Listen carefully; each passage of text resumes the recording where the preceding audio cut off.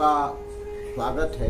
मैं आचार्य रविंद्र आपका स्वागत करता हूँ। दोस्तों, आज जो ये समय चल रहा है, पूरे ब्रह्मांड में सकारात्मक ऊर्जा के शक्ति का प्रवाह पूरी दुनिया में संचालित हो रही है। ऐसे स्थिति में प्रत्येक व्यक्ति जीवन में जो भी जिस धर्म से जुड़ा रहता है और उस धर्म से संबंधित जब माँ शक्ति की आराधना करता है तो उसके जीवन में सब चीज प्राप्त होता है। जीवन में उद्देश्य ही होता है कि हमारे जीवन में सुख हो, शांति हो, समृद्धि हो, आरोग्यता हो। ये सारे चीज जो है सो आज के समय में प्राप्त करने के उद्देश्य से माँ शक्ति की पूजा की जा रही है, माँ दुर्गा की पूजा की जा रही है, माँ भगवती की पूजा की जाती है।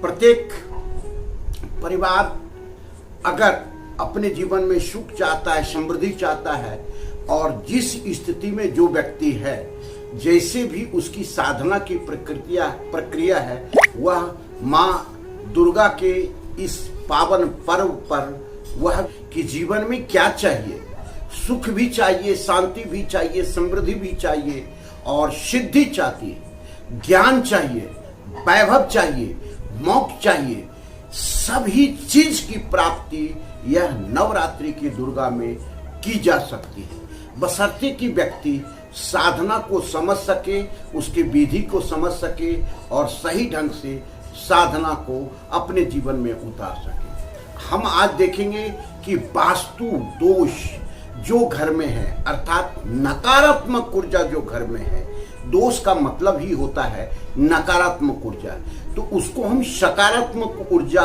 में कैसे बदल सकते हैं? अपने घर में अपनी साधना के द्वारा हम इसको प्राप्त कर सकते हैं। अब सबसे पहली बात है कि इस नवरात्रि के समय में प्रत्येक घर में जितनी ही अधिक से अधिक लोग पूजन पाठ साधना करते हैं और माँ भगवती का आराधना करते हैं, वह जीवन में उतना ही सुख समृद्धि प्राप्त करता है।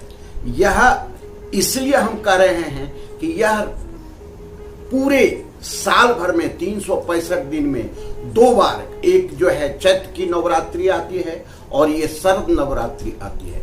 यह नवरात्रि बहुत ही महत्वपूर्ण है और इस नवरात्रि में आप जो भी चाहेंगे वो सब चीज प्राप्त हो सकता है, क्योंकि यह शक्ति का संचार करने वाला, ऊर्जा का संचार करने वाला और सकारात्मक ऊर्जा पूरे जीवन में, घर में, ऑफिस में सब चीज को प्रवाहित किया जा सकता है, बशर्ते कि इसका उपयोग हम सही ढंग से कर सकें।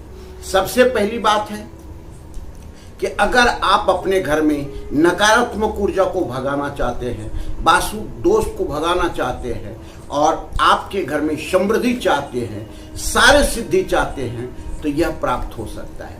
हम इसके कुछ विधि बता रहे हैं, कुछ विधान बता रहे हैं जो इस नवरात्रि में करके आप सारे वास्तु दोष को दूर कर सकते हैं। यह विधान क्या है, इस चीज को समझें। नवरात्रि में आप माँ दुर्गा के 9 रूप का साधना करते हैं और जिस रूप में जो चीज आपको चाहिए वह प्राप्त होता है। ऐसे तो प्रत्येक दिन भी आप माँ दुर्गा की पूजा करके सभी चीज को प्राप्त कर सकते हैं, लेकिन विशेष स्थिति में, विशेष रूप में आप जो चाहें प्राप्त हो सकता है। पहले हम देखते हैं कि साधना के द्वारा घर की नकारात्मक ऊर्जा को हम कैसे बाहर करते हैं। घर के नकारात्मक ऊर्जा को बाहर करने के लिए सबसे पहला उपाय है कि घर की सफाई का ध्यान रखना।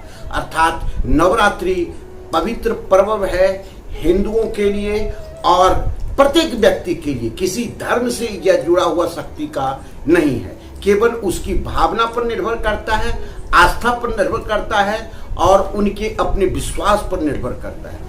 तो ऐसी स्थिति में घर की सफाई हम कैसे करेंगे? तो घर की सफाई प्रत्येक व्यक्ति अपने अपने जिस स्थान पर वो निवास करता है, ऑफिस में रहता है, उसका सफाई बहुत ही एक एक छोटे छोटे चीज को हटा करके करें। तो ये सफाई करने से जो भी घर में साल भर से आपके नकारात्मक ऊर्जा जमा था वह सब दूर हो जाएगा। क्योंकि बहुत कम प्रयास में बहुत अधिक प्राप्त करने का यह समय है। तो सफाई के द्वारा नकारात्मक ऊर्जा को बाहर करें। उसके बाद है घर में आप पवित्र पोछा लगवाएं, जिसमें नमक डाल करके, सेंधा नमक डाल करके और समुद्री नमक डाल करके नियमित 9 दिन पोछा लगवाएं। इसका प्रभाव ये होगा कि घर से नकारात्मक ऊर्जा बिल्कुल जो है सो वह सेंधा नमक का पोछा उसको सोख लेगा, दूर कर देगा, उसको बाहर कर देगा और वहां पे सकारात्मक ऊर्जा का प्रवाह अपने आप होने लगेगा। ये 2 चीज हम जो बता रहे हैं इसको करें। तीसरी चीज है कि जब भी घर में आप नवरात्रि की पूजा करते हैं तो सिद्ध कलश रखा करें, अर्थात एक पात्र में जल, गंगा जल रख करके और पूरे जो पाठ करते हैं, अगर कोई पाठ नहीं करते घर में कोई बात नहीं है, 108 बार आप चाहे तो माँ दुर्गा के बीज मंत्र को बोल सकते हैं। बीज मंत्र है ओम श्रीम ह्रीम, कोई भी एक शब्द को लेकर के आप 108 बार करके और जो है माँ दुर्गा का सिद्ध जल को पूरे घर में छिड़के। जब पूरे घर में छिड़केंगे तो जहां भी नकारात्मक ऊर्जा है वह दूर हो जाएगा और घर में सकारात्मक ऊर्जा का, शक्ति का प्रवाह होने लगेगा। क्योंकि यह समय ही शक्ति का है, देवी का है, जिसमें सकारात्मक ऊर्जा ही चारों तरफ फैलता है। दूसरी बात है कि घर में आप जहां पूजन स्थल है बखरा सिंदूर और उसमें घी डाल करके माँ दुर्गा के सामने उसको सिद्ध करें। सिद्ध कैसे होगा? माँ की पूरी नव पाठ करें। नव पाठ मतलब कि जो भी आप माँ दुर्गा का पाठ करते हैं उसको करें। अगर कुछ नहीं कर पाते हैं तो मानसिक पूजा करें।